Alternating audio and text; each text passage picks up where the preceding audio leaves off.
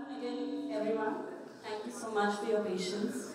My name is Priyanka Prakash. I'm a graduate from the Heinz School of Carnegie Mellon. I graduated in 2007. It's a pleasure to be the coordinator for the Future of Family Business. We have a stellar lineup of speakers. I'll take a quick minute to introduce each one of them, and then I'll hand it over to Swati, who is moderating the session. I'll start with Mr. Siddharth. Siddharth Agarwal is the Managing Director of Burka Park. Siddharth Agarwal graduated out of Carnegie Mellon and he pursued Bachelor of Sciences there. Siddharth Agarwal is the CEO of one of the largest manufacturing and real estate developers in Bangalore. Next to Siddharth Agarwal is Rahul Kapoor. Rahul Kapoor is Senior Vice President at Atlas Cycles. Rahul graduated from Carnegie Mellon in 2006 with a BSc with honors. Atlas Cycles is engaged in manufacturing bicycles, one of the largest manufacturers in India. Next to that we have Swati Gupta, who is our moderator. And Swati is COO of Parnika Group. And as I know, she's also a very avid art collector as well. And we have Abhishek Goenka with us here as well. And he has a wealth of knowledge and insights and depth in the whole family business area. Currently, he's the CFO of Coworks and also an advisor to the family of RMC Business. And then we have Kush, who is the director of Featherlight Products Private Limited. Kush graduated from Carnegie Mellon with a major in ECE and also business. Lastly, we have Lavanya Nalli. Lavanya Nalli is the chairman of Nalli Group. Nalli Group is one of the largest women's retail company in India. She graduated from Harvard with a MBA a few years back. And Swati, I hand it over to you from there. Thank you so much. Good afternoon, everyone. I'm really excited to be doing this with my incredible panelists here. And right at the beginning, I'd like to start with our goal for the day, which is examining how technology and talent fit into the whole concept of family businesses. Family business is a paradox, and then they're always about long-term perspective, legacy, social welfare plays a huge part in there. So how does technology and talent fit right in? So we'll start first and foremost with what makes disruption in a family business environment different from any other corporate environment.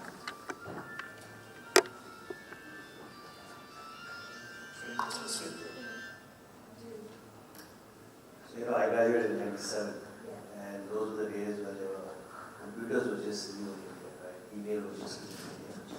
And I remember coming back, and the first thing I said, of course, coming back to Canada, I was like, yeah, everyone needs a computer at the desk. So all the juniors are really excited. They're getting a own computer. But the seniors, actually someone told me, said, you do what? You do what you want. But that TV, don't put on my desk. I don't need it. I said, sir, unfortunately it's already been bought. So do one thing. Just let it be there because I don't know where else to put it. And you don't need to use it. So I would actually tell them, don't use it, it's okay. Let it be there. Because I knew over time at some point they would, kind of say, okay, let's see what it does. Slowly get on into it. It was literally, of course, luckily being from family, part of the family, it was kind of easier for me to push it because, something that I really believed in. If I just joined the company as a profession, more probably would not have done. But I stuck it down their throat. And at some point later, we did in one of our companies we implemented SAP. And we had the same challenges. And funnily enough, last week I was having a conversation about putting a CRM. And again, we're having the same conversation. Why do we need it? And how does it help? And it costs so much. And we have enough people doing it anyway. So I think some of these challenges just don't end, right? It's maybe it's a generational thing. I don't know. I mean, you work both in a corporate and family business environment. What do you think is the difference when it comes to driving change? So I had a unique perspective because I started out in the family business 2005, so 2 years after you. But still, I think very different India from what it is today. I was there for 4 years, and then for about 7 years, I was actually outside the business, where I was in the States for 5 years at Harvard, and then I worked with McKinsey in Chicago. And when I came back to India, I joined Myntra, and I was there for about a year and a half before I finally rejoined the family business. And in 7 years, what I saw was almost a generational shift. I really don't think there's any other way to explain it. In India, we really do go through generational shifts in every 5 years. And the opportunities that are available today, the challenges which are available today were simply just not fathomed, I think, even 10 years earlier. What's unique about the challenges in the family business is very similar to what you touched upon. While the environment is dynamic and changes, sometimes the business family itself, depending on where they are in their cycle, is this a first generational family business? Is the second generation coming in, transitioning in? Is it in that phase? Or is this something which is a much more established business? How established? Do they have family protocols, constitutions? Do they have professional managers running it? Have they understood and segregated the differences of ownership from management, from family members? So how evolved are they in their process? That has a bearing to how nimble that organization is in adapting to change. We are somewhere, I would say, a little early in the journey, and I'd honestly say we've been a bit lucky as well. There's certain traits that we have which work really well. And though we are in the process of formalizing a lot of those systems and institutionalizing it now, the communication part of it has always been very strong among the family members. And so having that direct, almost confrontational approach has helped us to say, okay, look, there's a situation that we're facing now. Is this an external opportunity or a threat? Or is this an internal risk? An internal risk is something like what you say, our business systems have become old, they're archaic. An external opportunity could be anything. It could be a shock to the system, like how liberalization was. It could be FDI. It could be a new entrant that's come in. But because we've had communication channels very open, and we've been able to take those decisions quite nimbly, despite the lack of formal conflict resolution mechanisms and things like that, we've been able to, as a family, take business decisions with the kind of clarity to say, no, this person is sort of running the ship. And we can disagree all we want in the debate phase, but we've got to very quickly get to a decision phase, and all of us get behind it. So at a very sort of high level, I think that's how we've adapted. At a very tactical and practical level, you would, once the mindset is there, you see it pretty much in terms of, are you clear who the leaders are, right? Does he have his team? Does the team know who the leader is? And if there is that clarity, it's not a patriarch or whatever it is, but this is the MD, he's the chairman. There's the son, or there's the daughter, or there's somebody else, but are their roles clear? Do they have their own business units? Is she my boss? Is he my boss? What do I do in terms of when there is a conflict?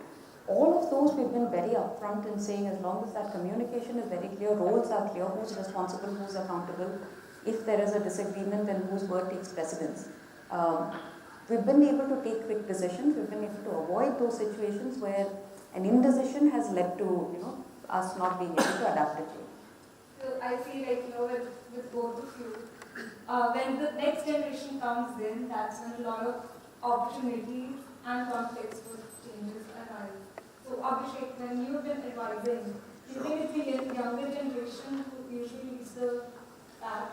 Yeah, just sort of 2 or 3 points on this whole realm of technology. Yes. One, when we say that it's easier in a corporate environment to drive change and harder in a family environment to drive change, I'm not sure that's necessarily true actually. No, I actually think it's easier in a family environment. So, a family-run enterprise environment is what I mean. Because really the corporate environment, driving change is much harder. We have matrix structure, everyone is aligned and there are roles and responsibilities and so on. So I think actually driving technological change or any change for that matter, in my experience, is faster, relatively easier to do in a family-run organization because, as you said, Lavanya, the roles are clear and sometimes, despite all the clarity, it all leads to one central person who can press it some more. So that's sort of my perspective and experience. Also have access to that person. Okay. The other is, I think, there's a lot of confusion across industry, again, between corporates at large and to a larger extent family-run businesses on digitization versus digital transformation.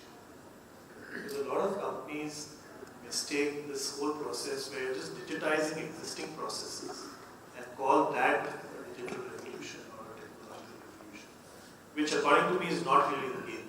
That is today a basic housekeeping, basic hygiene. Digital transformation is when you change your business model in terms of how you're approaching your customers and how you're sort of dealing with your own production or internal processes. That transformation is the real transformation that businesses need to focus on, and I still think there's a lot of gap there. What we're still seeing is only digitization of existing processes.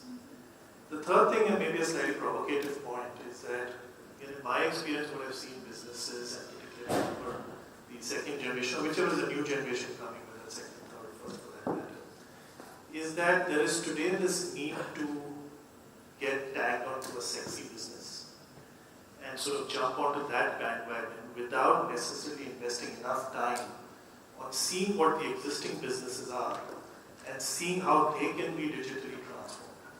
Right? And actually looking at this group, I think we're all one of few examples of the latter where you stuck to your core businesses, right, and try to sort of digitally transform or otherwise transform them rather than just jumping onto this first bandwagon of a sexy business.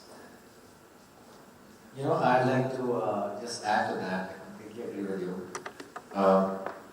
Disruption in the case of a family business is both internal and external. Internally you have issues about leadership roles, succession planning, all sorts of things. However, I am the fourth generation in my business, and there are only a few ways of tackling those. I think Lavanya addressed those: clear communication, role clarity, transparency, and a deep-rooted respect for a basic value system which exists in the organization. When you look at our business, we have experienced disruption even externally. India is changing. There's increasing urbanization, there's a younger population, rising middle class, all sorts of things. So we have also transformed. The process is slow, but despite being slow, I would say it's still faster than a large corporate. All it takes is clear communication and a sense of mutual trust, which does not necessarily require formal mechanisms. Right? In our case, we don't have a family constitution or a family council. Till now, we haven't had that requirement, and we're still very early in terms of that evolution. So, I think in the case of family business, one should look at disruption both sides. Internally, how do you manage conflict? How do you manage the sense of legacy?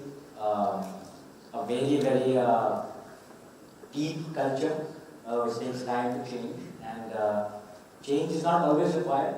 It's required only if the market calls for it. I think in a lot of ways when we talk about the younger generation coming in, technology, I've seen that being used as a means of proving your mettle, not just, to the outside to your market, but also internally to your employers and your senior generation. And so, are there any examples of, when you've introduced something new, how have you handled that both emotionally and from the market perspective? Well, in our case, we have been a very traditional bicycle manufacturing business. In 2006, about 85% of our manufacturing was a basic black steel bicycle, which you see on the road. However, today, that part of our business is about 45%. We have invested a large amount of time and resources in putting in place a strong back-end technology, be it in terms of pen plants or automated assembly or robotic welding, things which we would have not even imagined were possible in India. So that follows a very conscious move by our management to shift from being what we call India's primary mode of transport and towards a more fitness, lifestyle, recreational space. So I think that is the need of the hour. And given India's demographics and the rising level of awareness, that needed to be done. However, yes, that process takes time. It took us about 5 years. One has to balance that sense of diversification, be it in terms of product, customer, or market, looking at your key strengths. That's what we've done, and it's worked for us so far. So, here on the panel, I've noticed there are a lot of examples of all of us starting new ventures or new brand associations within the family business space. And so, what does it take to have these businesses and the new businesses coexist with each other without encroaching on each other's spaces? Like, I know Abhishek, you started in the real estate. Sorry. So, I think it's something what Lavanya said earlier. As long as you have very, very clear demarcation in terms of management, in terms of roles and responsibilities, then I think it's easy. When I started real estate, it was more out of the businesses that I was working in, the family business. They were run professionally, they were doing well, and I didn't really see myself contributing much. So I said I got to do something else. So that's how I started real estate. But the understanding when I started real estate was, it was going to be a separate company. It's nothing to do with the family business, something to do with the existing company. And totally separate management. And there will be no links to the existing structure. Besides, of course, deal with part of the same group, it takes a pretty formal then. But formally, there would be no ties. And I think that was really tough to start with, but I think in the long run, that really helped. Because then you yourself take it seriously. Because now you're, as they say, roti is dependent on that business. But then so does everyone else. And so in the long run, I think that's a good success. Sure. Just need to add a couple of points regarding technology and disruption. I'd like to draw an analogy to a basic chemical reaction. So in a chemical reaction, there are two basic elements. There's a catalyst, and they're mixed together in the right proportion to get the desired output. So I think technology is a catalyst over there, it's an enabler, it's an accelerator, it is a means to the end. But if the basic raw material, which I would term as people or a good sales team or a good R&D engine, those are the basic prerequisites of a good chemical reaction. If only those are in place, then can technology act upon those to produce the output we desire. So I don't know if that makes sense, but in our organization we've seen that technology, like Abhishek was referring to, a lot of people like to be in sexy businesses and they want to do technology for the sake of being in technology, but we've taken a slightly different approach. We've implemented an ERP and a CRM, and we've seen that it's actually helped us improve our sales because we've had a good sales organization to begin with. So that is just one point I wanted to add as far as technology.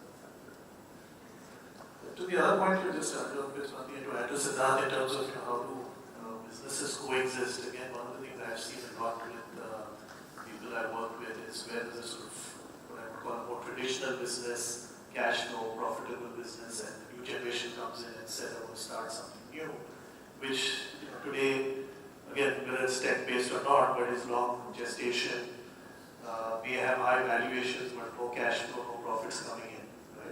I've seen a lot of conflicts in that situation. I've actually seen the second generation saying, what's the valuation ka kya fayda hai, munafa ka fayda, right? So what's the use of this valuation when the profits kick in? So I think that, to my mind, again, is a very dramatic understanding shift and a mindset shift that is taking place almost as we speak, where the sort of, I would call it the older generation, but the other generation needs to understand that conceding equity, raising private capital, not having 100% control of a business, allow all things now that the way things are done, the way businesses are run, and you cannot continue to do everything in the same way that you did. And I think that understanding or bridging that gap is as important as the sector that you're getting into, and the coexistence part is quite important in the sector as well. Like, I always like to say that my senior generation is born talking to not getting there. But I believe maybe, I'm lucky that I don't have, it's just my father and, just two of us. But I believe this would get very complicated when you have more family members involved, if you have cousins and all of you want to start something different. Do you have any mechanisms in sorting those kinds of things? So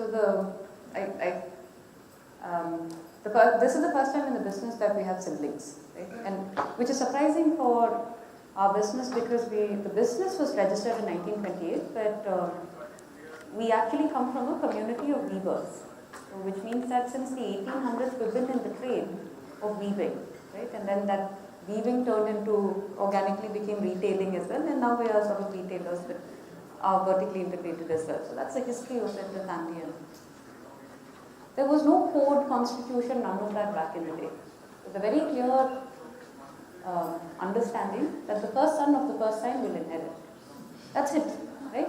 You can disagree with it and you can say, look, it's not fair, it's not whatever, but it gave the business clarity, it gave stability. Everybody, the rank and file, knew there will not be fights. It's the first son of the first son, and that's how it's been, and that's how it always will be. Now we look for a more, equitable, future. So with that, now you're questioning all of these decisions that you've taken earlier, right? And now there's ambiguity, and now there's confusion. What's going to happen when the siblings have a disagreement? Is it going to be the older? Is it going to be the son versus the daughter? Is it going? What about when it's cousins? Because we are faced with these not unique, but these situations which were never questioned before, we've also had to see the solutions that we have. Can they apply in this scenario? Mostly the answer is no. They're not going to be, they're not going to be accepted by most of the family members who are entering the business right now. So then what other solution can give the same level of clarity, stability and structure? And there's a whole body of work out there which talks about, the family constitution, councils and all of this. These are mechanisms and these are tools, right? But dig deeper, what is it that the tools are trying to establish? The same level of understanding and clarity. If there is a disagreement, and no two business leaders will ever agree on everything. When there is a disagreement, who calls the shots? Is it the patriarch? Is it the son? Is it the future, whatever? Because we are family businesses and leaders and all of that, but we're human end of it, right? So we say one thing and we do something else. And if, how many of you all here are from family businesses or have worked with business families? Alright, so then you all know what I'm talking about. Which is, there are different kinds of leaders. You have one who will, a typical one is this patriarch who will say, I'm going to retire, my son is going to take over everything. And he never retires because he's the power center and he's the knowledge center. If he hasn't democratized that decision making, either through an ERP or through building these transparent systems, if he ensures that he is the one person who's still receiving all of the information, he is not the leader because he says he is the leader or because the title on his door says it. He is the leader because he is the person who has the most information to be able to take a decision and who has the most political capital with all of the other decision makers. Till that power center shifts to the son, no matter what you say, what you put on your cards, what you put on that door is going to change it. So I think that's, the first is to understand where is this family business, the people who are owning it. First, do they have clarity? Are you owners? Are you managers? Are you family members, right? Do you have that distinction clear? Because it's rare that you wear all three hats. Sometimes you You're a family member, but then you're not. You're not an owner, you're not a manager. You're not managing. Right. So there are those things, and I think the tools are less important as the tools are basically just tools. At the end of the day, it's the outcomes which matter more. What is it you're trying to achieve? You have that clarity. Whether you have the council or the constitution, it doesn't matter. But if there's that agreement, right, and somewhere it's codified, somewhere it's documented, I think that's good enough. That works well for most families that have entered. Like these days I've noticed a lot of the younger generation, and also what Abhishek has said, they want to start a company of their own or do a spin-off. And what I've noticed, one way of family businesses dealing with that is do like a portfolio entrepreneurship kind of thing, where the family business ends up as an angel investment in your business. And I think this would work really well if you have cousins and siblings, where you have like a set amount that you can give to someone at a certain age. And maybe 5 years later, this does well, you can induct that into your group of companies. I know I started doing this just now, our company where we're starting to do something. I think that's a very important factor. And again, a large part of my advice over the years has been, again, it's not about a formal and fancy governance or the constitution structure, but to your earlier point on capital allocation. You have situations where businesses tend to compete. It's today, what is the tech business and what is the non-tech business, and all of that is the lines are very blurred, so it's very important to define competition. There are families which have certain activities which are out of bounds, but what if somebody wants to get into that line of business? It's never easy to say that you start off on your own and it will bring you back when the business does well, right? You get all kinds of valuation challenges. My sibling or my cousin or my brother didn't contribute to this business, why should I bring it back? So I think these are all real problems. They are problems that arise in each situation, and therefore, I think it's for protecting against these kind of potential disputes or scenarios that you really need governance structure in place. Not so much like that the management, etc., is all driven by practice and by sort of incidents. But for some of these aspects, it's where governance structure can be right.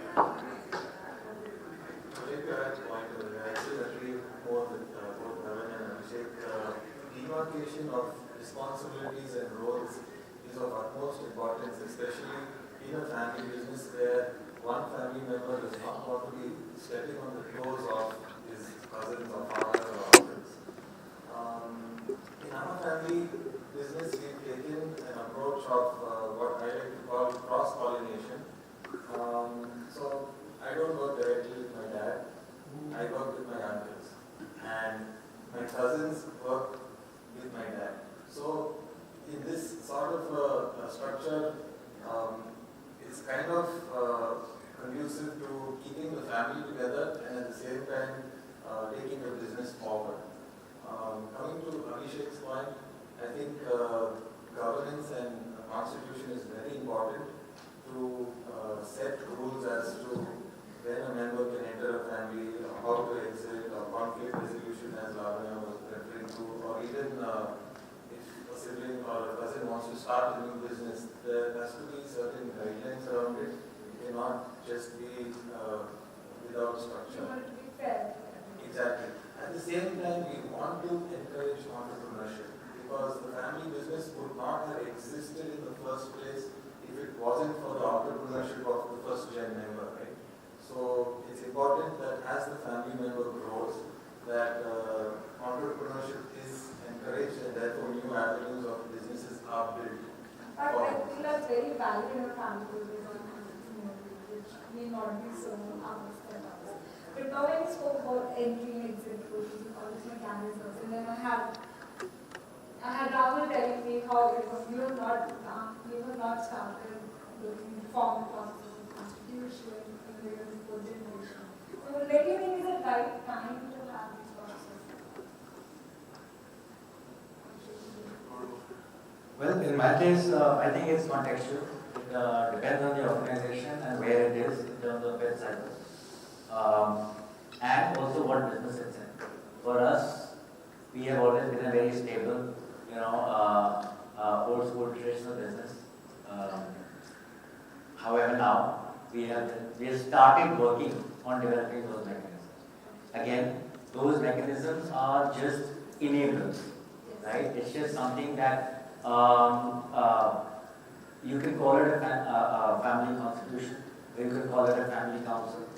We don't necessarily have those frameworks, but we do have codified governance measures as to entry, as to exit, as to who will look after what, and whose word is final. For example, in our business, we have a sub-brand called Peak. If there is anything to do with Peak, it's me who decides. Despite my father being part of the business, my elder brother being part of the business. So all that is already codified. In terms of family council, we don't have a formal paper of a family council, but every other month, the entire family meets and discusses what has happened over the last month. So we do have those measures, but it's just, it's not as formal as it could potentially be. I don't think there is a right time. It's again very, very contextual to both the environment of the organization, to the culture, and to the environment which is external. I slightly disagree with Rahul in terms of timing. I think it's, of course, organization is one, but it's what Lavanya is also touching on earlier. After all, at the end of the day, we do beings in business, right? So it might be your brother, it might be your sister, it might be your cousin, it might be your mother, it might be your father in business. The way I look at it is, once you enter that office, it's the family relations stay at home, and it's just that person who you're dealing with. And the faster you put in some systems, whether it's totally put in paper like prostitution, or like now, I think my family somewhere where now, what you mentioned just now is, we have informal kind of understanding, if I can say that, between all the family members for a lot of these things. But we've not put it down on paper and signed it. But I don't think if we had done that, I think over time you just don't know where, what affects who. And family business, that's, unfortunately or fortunately, if as a professional you don't like something, you leave. In a family business, you don't leave easily, right? No one leaves easily, and that's when the project starts. And once it starts, it's impossible to control. So, even if you don't put it on paper, at least you have some informal understanding. The faster you do it, I think it's better for the business. And in conjunction with also what Lavanya was saying, to have that clear clarity. In my family, just my father, my mother, my brother, and me, and decided what our wives and children. 4 of us work in family business, and we're very, very clear on ownership and who's managing it. Or, it's a family business. I'm not even managing it, I'm just sitting in a chair. And I think that clarity is the most important to have. No, I agree with Siddharth. My point was that some kind of informal understanding is certainly required, but the need to actually formalize it, that is perhaps contextual on the organization and how many family members are there, the complexity of it. But don't you think all these informal mechanisms go for a toss the minute the conflict arises? Then, is it too late by then? See, the deeper question that I ask is, before we jump to say, okay, let's form a constitution or a council, what's the driving force? What's causing us to even raise that? And this is my context from what I've seen. Informal mechanisms can be very strong, but sometimes how they work are also a little hidden to us. They may work because there's a very strong-willed patriarch. Now, what happens when that patriarch dies? Right? It's a unpalatable topic, but oftentimes informal mechanisms are held in place by people. So there's an understanding, because we all know when push comes to shove, the siblings are not going to fight out of respect for the father. In fact, most conflicts arise in the patriarch. Right. So you can either wait for it to become a problem and then say, okay, now we have a problem, let's resolve this. Or you can say, look, we don't have a problem, but we're figuring this out, right? We've been in a unique situation where it's not very clear that there's always one person heading this, there's one captain of the ship. we've actually got to talk through some of these things. Right? How do people enter the business? When they enter, do they go into some kind of leadership rotational program? Is it taken for granted that they are going to be entering the business, or do we even want to have some kind of qualification criteria? What is going to be the role of future members? Do we want to say that, look, the family will take care of it, we'll have a family office, we'll have all of this, and then because you have an ownership stake and all of that is sort of locked down, your sustenance is taken care of, but we actually want to leave the management of it to professionals. These are discussions best had by the people who are running the company when they're running the company in good times. If you wait for a transition or when there's already a disagreement, I think by then it's already a little too late. It's better to do this, but the extent to which you want to do it and formalize it and is just some kind of a family protocol sufficient, or do you need to do a whole constitution? That really varies. I have lots of thoughts here, but I'll give them brief. One is exactly what Lavanya said, that informal is fine, and I'll tell you a great example. In my past life, I used to go and advise families, and I've done lots of it. When you're sitting with the family at large in the conference room, they're all thumping the table and saying, we are so well aligned, we're all informally set, and this and that, and all of that. And then as part of our process, we always insist on doing one-on-one meetings. And when you do those one-on-one meetings, and some of the real surface tension comes up, for the right reasons, as you mentioned, right? Because you've got to address it before it gets too late. And just as an example, we've done, again, in the context of the Bangalore environment, we've done constitutions for large families, 3 brothers and second generation, several and the next, and so on. Right down to a family, first generation entrepreneur, very big entrepreneur in Bangalore, 2 kids less than 12 years old, he's also. So I'll also say that there's no one size fits all. It's it's a very, very unique thing, and I think to a large extent driven, unfortunately, by tax consideration of the last 2 years, inheritance tax, and let's do a trust, let's put all our shares. I think we need to be very careful around that. To your point again, there has to be very, very well-defined objective. What are we trying to achieve? How can we get there? There are several approaches to it. We need to decide what's the best.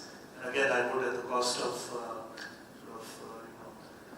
myself, don't let tax drive. Tax should be one of the enablers to do this, but don't have a structure that is tax driven. I've seen again in the earlier of the inheritance tax used to be there in India. Siddharth, you may relate to it. Some of the Marwari families who put all their assets into trusts were actually held ransom. The second generation was held ransom because everything was controlled by unscrupulous uncles, unscrupulous professionals, and nothing was left for the family members when they actually wanted capital. Right? So you can't have structures that are self-defeating. You need to be very, very careful as to why you're doing it and how. So, I think we've spoken a lot about succession and governance, and I wanted to take a step back and move to technology. I think Abhishek mentioned a very good point that digitalization is not the same as innovation in a way. So can we share some examples where you've introduced innovation in the company and how has that aligned with the business strategy? I'd like to add a few points. So our family is gung ho about automation. Today's Industry 4.0, if I may call it that, automation is very important, and we've kind of installed state-of-the-art machinery and robotics that actually does what many people can do. But also, at the same time, it's important to be humane about it, and what we do is we retrain and upskill the people who lost their jobs due to the automation, and re-skill them so that they still have work and more meaningful work and therefore more value added to the company. So I think automation is important. The march of technology cannot be stopped. You can either say, no, I care about jobs too much to go for automation, but sooner or later it's going to happen. So we might as well embrace it, and embrace it in a way that doesn't hurt anyone, and at the same time the entire company moves forward. So that's my take on automation, and we've done some of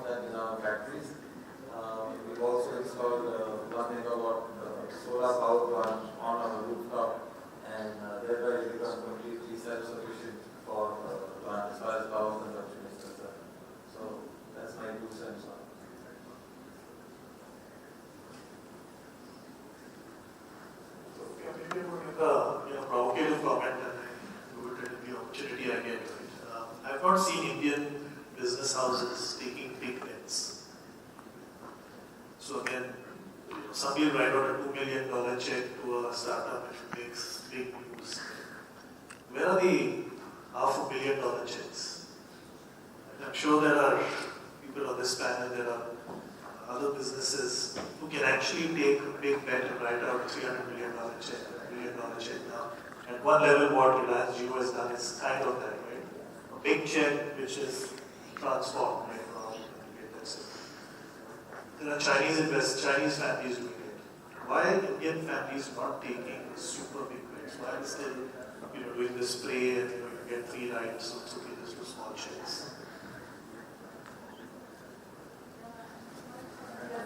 I think you have to come back to, And sorry, big is relative. I'm not saying the means to write $1 billion check, but I know what you're saying. I think push yourself a it little will and come get down to what Lavanya earlier was also mentioning, that at the end of the day, the power center is what. Unless you can do that, like Rahul said, if he's doing something big now, the final promise is. And I think that's something that, family business, people in family business who want to get into family business, in my view, have to clearly understand that while you're getting into family business, you have to get a role and responsibility where you can write that check, whatever that size of check is for you, it is. In a relative way, a big one. Because if you don't do that, then as the statistics go, over 3 generations, 94% of family businesses die. So unless you can come to that level of saying, okay, you take a final call within the family business or a new business, I think you're on the path to getting killed off in 3 generations. And this is a worldwide statistic, so it's, can't be challenged. So I think that's the difference. I think until that starts happening more and more in our country, and I think this generation is starting to have it, not necessarily have it too much in the last generation, because you still have the patriarchy and all that. Then I think you will see the difference. There's another perspective that, and I don't know how far this is true, right? So my hypothesis is that a lot of family businesses in India tend to still have one strong figure. It's very rare that you see a family business, unless it's hit that scale, it's publicly traded and all of that, then you see a more egalitarian structure. But predominantly with a lot of the smaller size companies, you see one strong figure. Now typically, and if you look at the life of an entrepreneur, right, most entrepreneurs when they're young, entrepreneurs are a very strange breed, right? Because for you to be non-conformist, for you to be risk-taking, you really have to be quite away from the mean or away from the median.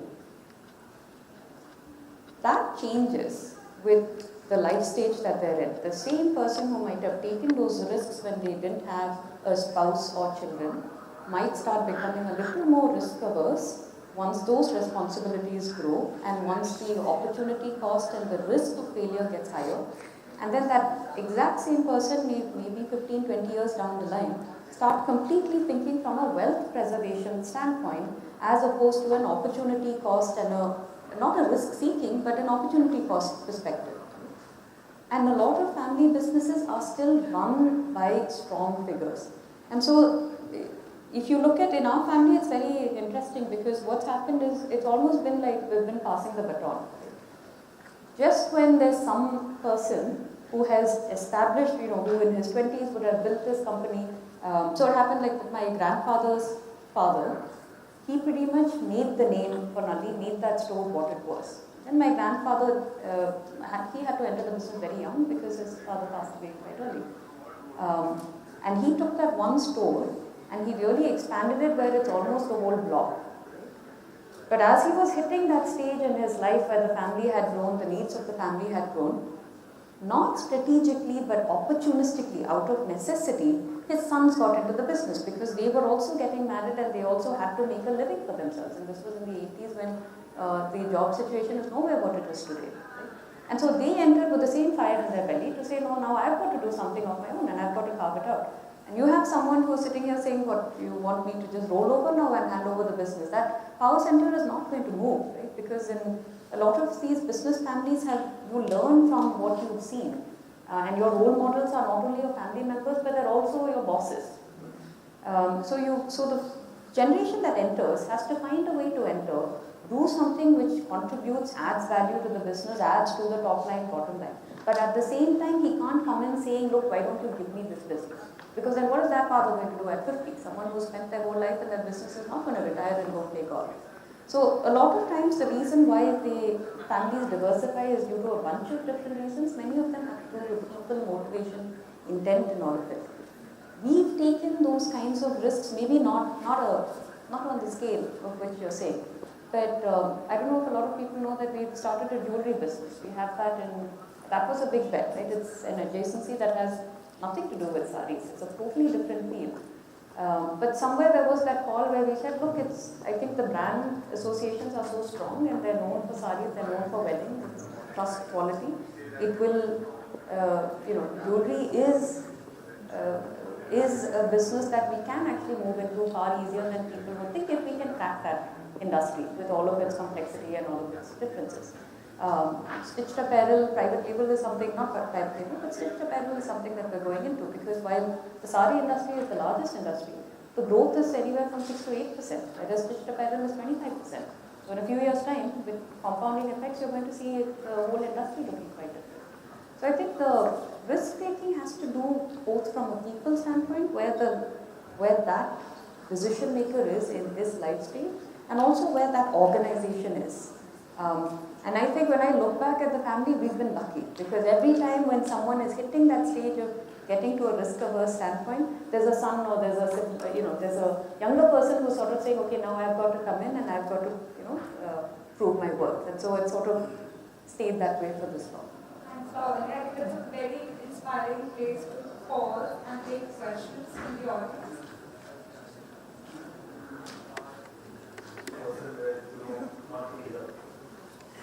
I think this is even right now happening with me, where a lot of my father-in-law's friends are joining the company. You think that they're all really, in the good places where they retire, and they're all very smart, but they have to.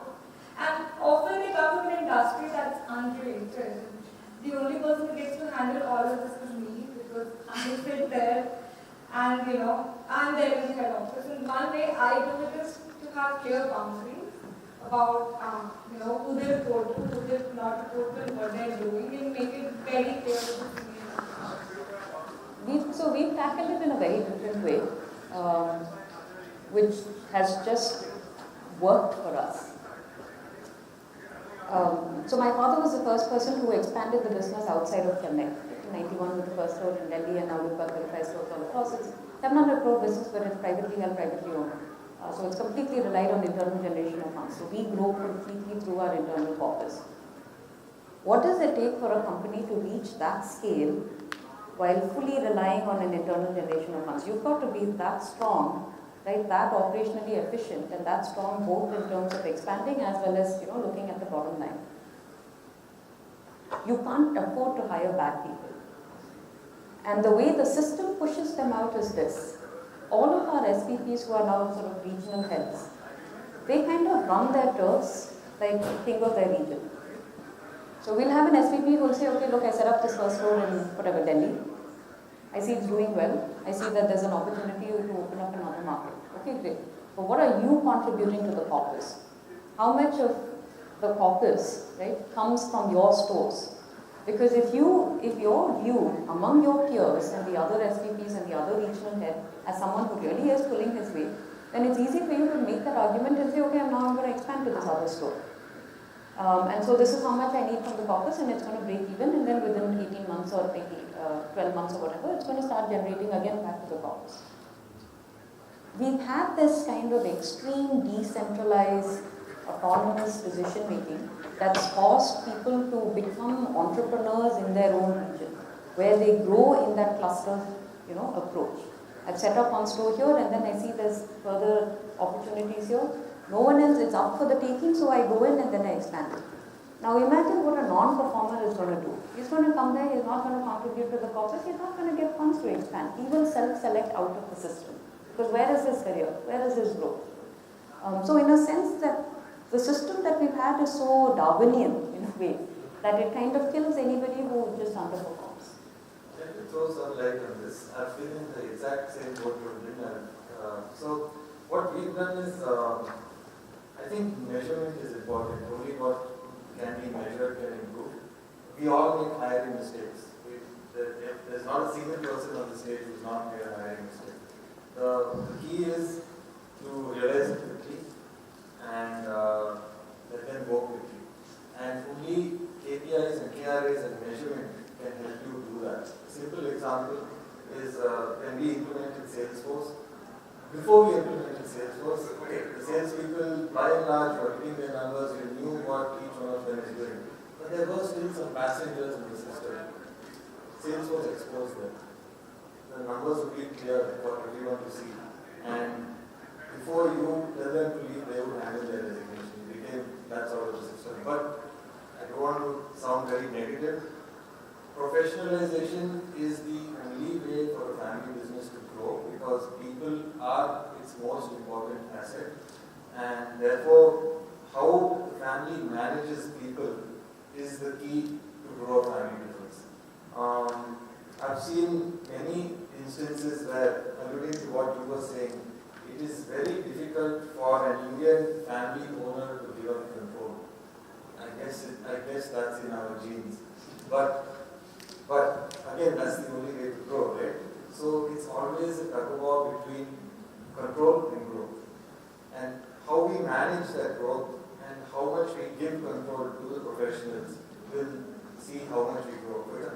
There have been bureaucrats who spend a lot and hire the best professionals, but they don't give them a free hand. And then the professional, their potential and talent gets stifled in an environment of family business, and therefore the family business does not grow. Conversely, there have been businesses where they hire excellent professionals and given them a free hand, delegated responsibility, monitored, and those businesses have flourished and thrived.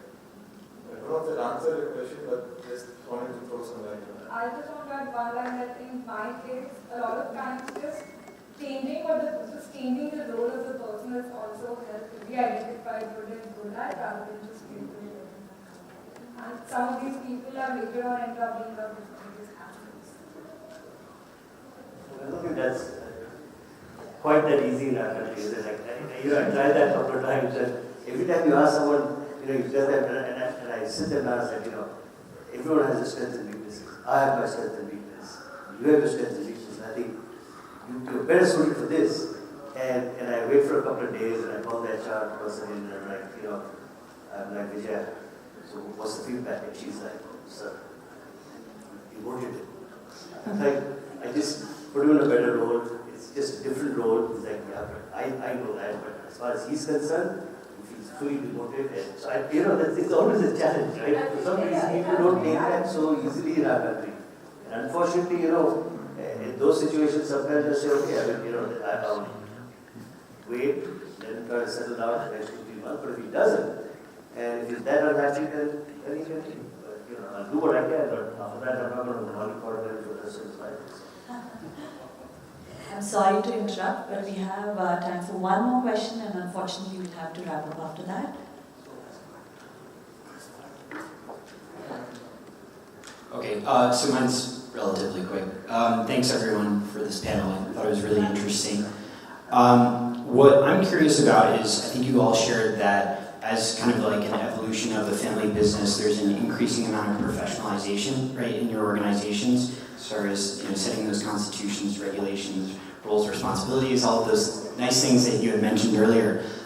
One thing I'm curious about is a number of your organizations are market leaders in your respective categories, and I'm wondering, and this is kind of a chain of thought from having spoken to some private equity folks who actually, they look at family-run businesses as an opportunity for consolidation, right? Because they tend to be a bit laggards, right, with respect to non-family-run businesses, right? And so what I'm curious about is if any of your organizations have looked at that same opportunity, right, as far as potential acquisition opportunities in your particular markets, right, for family businesses that you see as being laggards in your market, right? And maybe just more generally, if you could describe a little bit about that consolidation that may be happening in your respective industries. The one-line question? It's just, have you thought about this as a particular strategy for your organizations? You have a lot more insights than a private equity fund would have, right? Because those are not operators, generally, right? They will not have the same insights that you would have in your particular verticals. And so I'm just wondering, right, if you've seen these types of opportunities before, or if you've seen in other industries, other family-run businesses who are acquiring other family-run businesses, because I know it's happening in private equity in India. Sorry, just clarifying. When I was working for the renewable energy company of my family, we had both. And I think one is, of course, just market demand and supply, and where the other family businesses. So we acquired a couple of businesses, a couple of plants, I would say, in the same business, which were family owned. And then we also got, but those came right from the family, right? So they came by, someone told them, okay, these guys, looking to acquire it, and they were in trouble, and they said, give you a fair price, and all of that. But we talked to them, and they came out, and that worked out well. But one thing we didn't do, and I think maybe, I think India is also a bit Japanese in that way, that there's no hostile. So we've had a couple of private equity players coming to us and saying, hey, we invested in that business. Why don't you take it over? And we can do the deal right now. And we said, unless that promoter comes to us directly and is willing to give it up, we're not getting into that situation. So, the other thing is, when would you want to grow inorganically versus growing organically, right? So, the only times when we've investigated or we've sort of explored those opportunities are either to hedge against our core business or as a diversification strategy, where we recognize that it would be easier for us to acquire a smaller but high potential business, and then there's synergies where you push those products through our distribution channels, we sort of add our heft to it, and then our brand name sort of is able to lend that sort of associations. If you feel that it really adds something of values that we cannot grow organically by ourselves, then we'd explore it. Or you vertically integrate, or you take something which you believe is going to be a competitive advantage, right? Which might be an investment in a tech firm, or it might be an investment in those kinds of businesses, which is not a brand or a business per se. But family businesses, acquiring other family businesses, I would be loath to do that, only because if you've ever done a post-merger integration, and these are already two professionally managed companies, and you've dealt with the headache of you've got two different ERPs, two different ways of doing things, two different core values, and trying to integrate that, you know what how long and hard that journey is. It's not as easy as saying we're just going to take you and plug you into our system, because you've got oftentimes two extremely different systems, and even if they look similar on the surface, their ways of making decisions, how they think about these, how they sort of approach the same issues in very diametrically different directions. All of that will start coming to the surface. So it's always better for us, at least in our core business, we've believed in growing organically.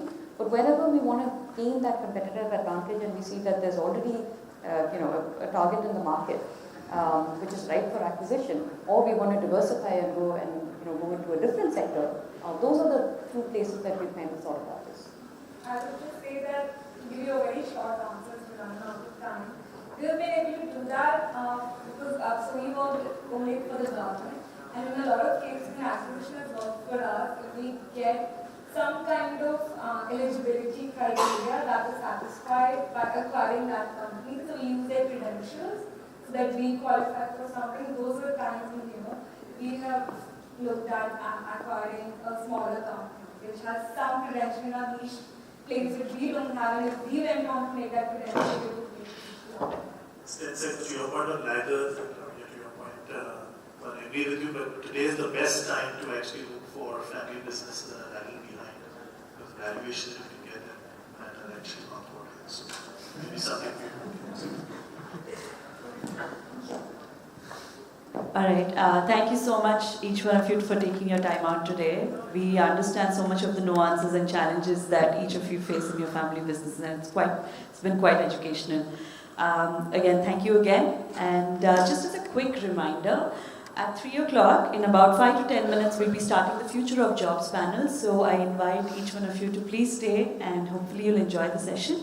We'll be opening up this entire demarcator. And all of you also are free, please stay back, and there's coffee outside as well. But again, lastly, thanks again, and hopefully you'll enjoy the next session as well. Thank you.